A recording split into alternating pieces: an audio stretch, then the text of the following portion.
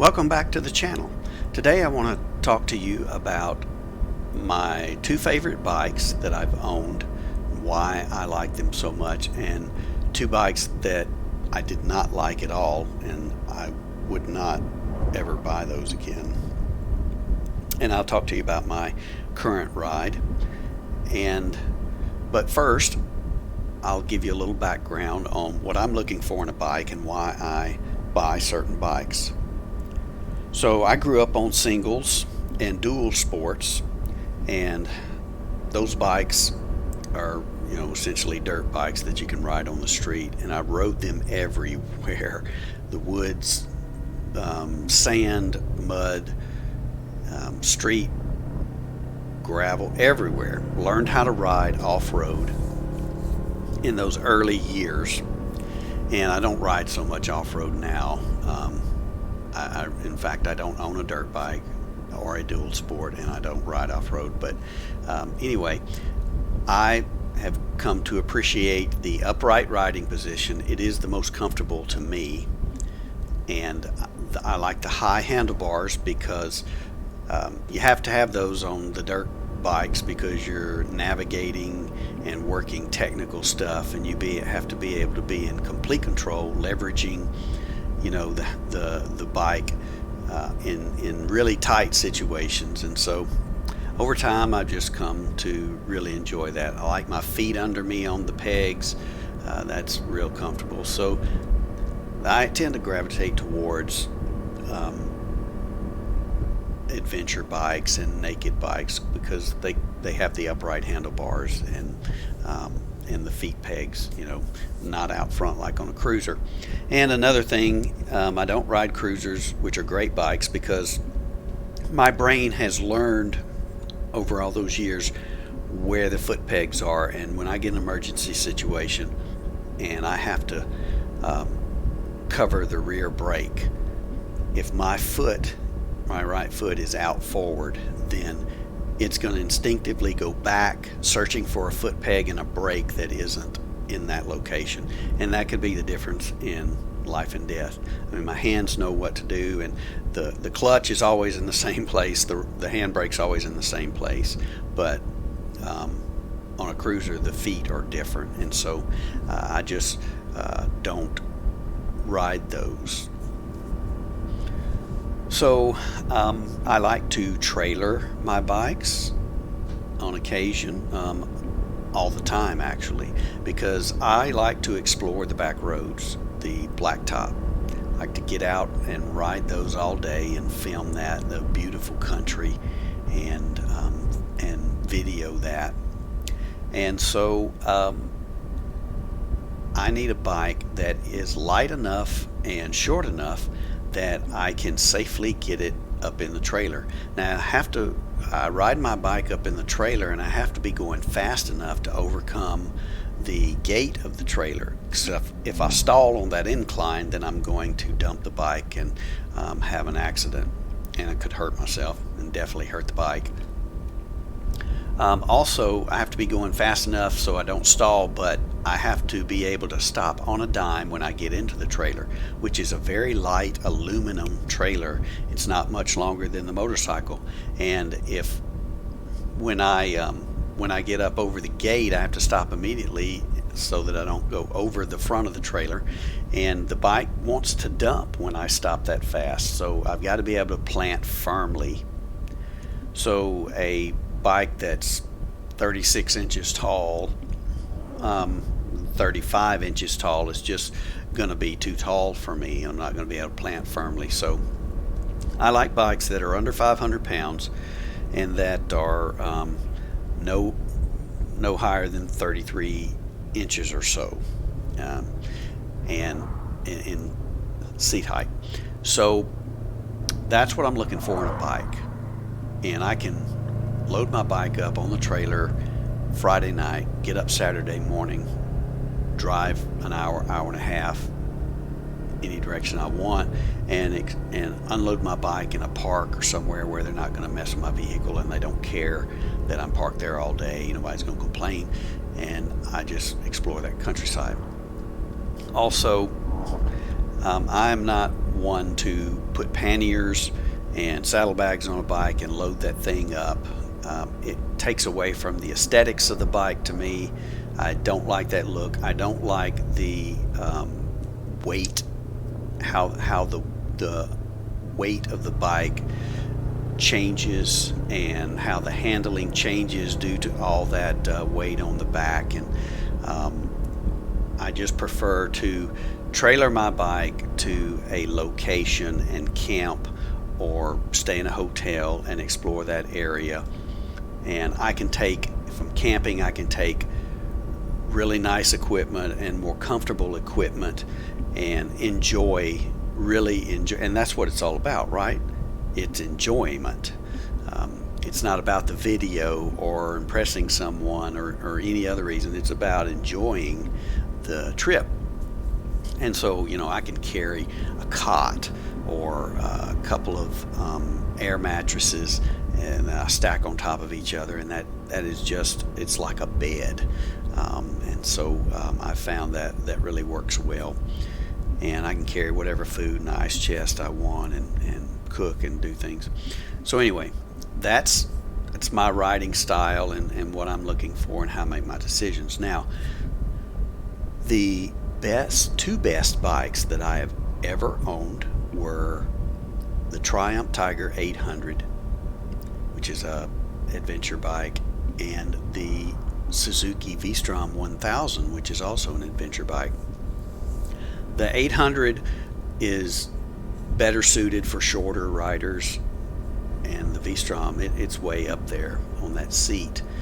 And I got that Vstrom 1000 to do some interstate trips and some extended traveling, and I ended up not doing that. It just never panned out, and so I had both those bikes at the same time, and I got rid of that Vstrom because I couldn't really justify having it, because I preferred to ride the smaller Tiger 800 when I had to choose between the two bikes. But those two bikes, the engines on those two bikes were the best that I've ever ridden. That 800 had a parallel triple. I'll just say there was one negative about that bike to me, and that was because the triple was parallel, the vibrations in the handlebars were such high frequency it put my hands to sleep. So I couldn't ride it very long before my hands would go to sleep and get numb, and that is not enjoyable. So I put some Rox handlebar risers on it, which not only quelled the vibration, but it also lifted the handlebars up and backwards, made it more of a dirt bike style. And I put Grip Puppies sleeves over the hand grips, which they're neoprene and they help with the vibration, and it made that bike perfect. It was just that engine on that bike was so sweet.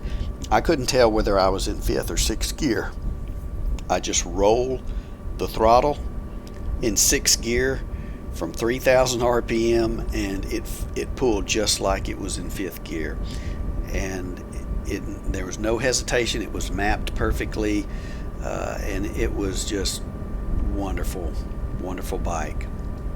And I rode that bike a few years, and then I sold it because I like motorcycles. I like to ride them, and I just ride a bike 2 or 3 years, and then I trade it and get another bike and ride it 2 or 3 years and then trade that one.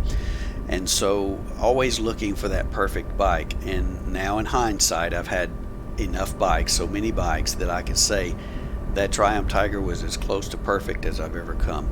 Now, I don't need to go into all the pluses, because I'm just saying I only found one negative on that bike, and I was able to overcome that. So everything else you can think of was a plus. Now, the Vstrom, also a sweet engine. It had a lot of a different character than the 800 triple. It was a V-twin, and it growled. It just growled down low and just had a unique sound, and the power delivery was great. The bike was heavy and it carried its weight up high. If the bike carries its weight low, when you lean it into a corner, it wants to right itself. It wants to pop back up. And this bike, if it's top heavy, when you lean into a corner, it leans fine, and then you're in control of bringing it back up. And that's not enough to make a person make or break a bike. To me, how it handles in a corner is not a factor that affects what I'm going to buy. But it was just something that I noticed, and it was a really nimble bike. And when I bought that bike, it came down between that and the Versys 1000, and the Versys 1000 was a 4-cylinder parallel 4, and it just vibrated too much in the handlebars at such a high frequency. So, but I loved both of those bikes, and I would buy the Triumph again in a heartbeat. Not the Suzuki, because it was just too big for me. I mean, I could ride it anywhere, but I don't care about having a 1000cc bike to just get on it and ride around town, and I think that's kind of a waste. It is more of a distance touring bike, and it is a good one. So if you are looking for a good bike for that, you would not go wrong. Now, the two bikes that I like the least, one was a Honda NC700X. It was designed and built and marketed as a commuting bike, and I bought it because of the gas mileage. It got in the high 60s as a 700cc bike. However, it had a rev limiter on it. The red line was at like 6,700 RPMs, and one day I hit that rev limiter when I was passing a car, and the bike power completely cut out. The engine didn't turn off, but the bike, it was like a stall or something, and it scared me so bad, and I was in the other lane, and if a car would have been coming, if I was actually cutting it close or something, pushing the limit, that car would have hit me and killed me. So that made me so, once I recovered from that fear, from that adrenaline, I immediately went to the dealership and I traded that bike for the Tiger 800. And so another negative to that bike is that the gas tank is on the back. So it wasn't a problem at first, but it became an irritant over time. If you had anything strapped to the back, then you had to take it off and open the back seat and put your gas in. And I like to put my gas in sitting on the bike because it's sitting straight up and down and it'll fill the tank up. So I really hated that bike and I got rid of it. Now, the other bike I hated was a Yamaha MT07. It had a good engine on it. However, there was the compression was so high, the engine braking was so hard that when I would let off the gas, it would actually lift me off the seat a little bit, and I felt like I was going over the handlebars. And that is not enjoyable. That's very disconcerting and uncomfortable to feel like that. And the seat, if I wanted to access under the seat, like access the battery, the seat was screwed down with bolts. So you'd have to take off 4 bolts, and then when you put the seat back on, you'd have to screw those bolts back in. Now, every bike that I've owned outside of that bike had a lock on the rear of the bike, and you just took the ignition key and turned that lock open, and the seat would pop off, and then you just pop it back on, push it down, it would lock. But this bike, no, did not do that. That became so irritating to me that I hated that bike, and I only had it a few months, and I dumped that bike at the dealership. Well, actually, I traded it for my current ride, the Honda NC7, Honda CB500X. Now, that bike is a sweet bike. It has one drawback, that I've found since I've owned it, and I've had it a couple of years. It's a parallel twin, so it has the high frequency vibration, and on all of my bikes, regardless of the brand or the type of bike, all the bikes that I own, I always put on the ROX handlebar risers to raise them up and pull them back, and the Grip Puppy neoprene sleeves. So that was able to fix the vibration problem in the Honda CB500X.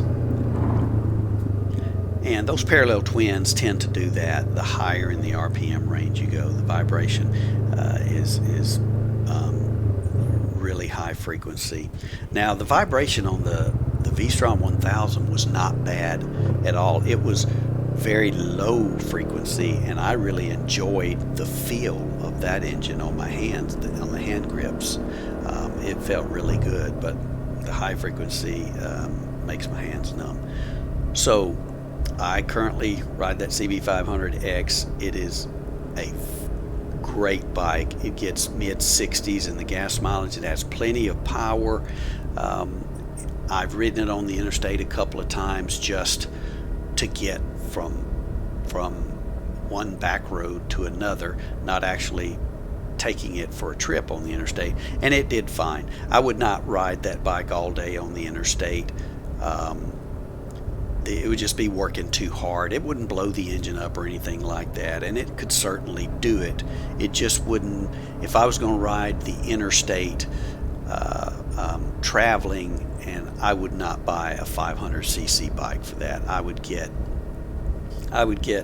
a much bigger bike, if probably a 1000 or a 900 or something like that. Not to say a 700, an 800, a 650 couldn't do it. Of course they could, but you need the right tool for the job. So riding a bike is all about pleasure, and if you're not getting complete pleasure, then why are you riding it? So anyway, there you go. There's some background on what I look for in a bike, and some reviews about what I'm currently riding. And if you're interested in any of those bikes, this gives you a little more information to help make your decision. But as I always say, go ride the bike. Don't buy it without riding it. Well, you guys take care, and we'll see you in the next video.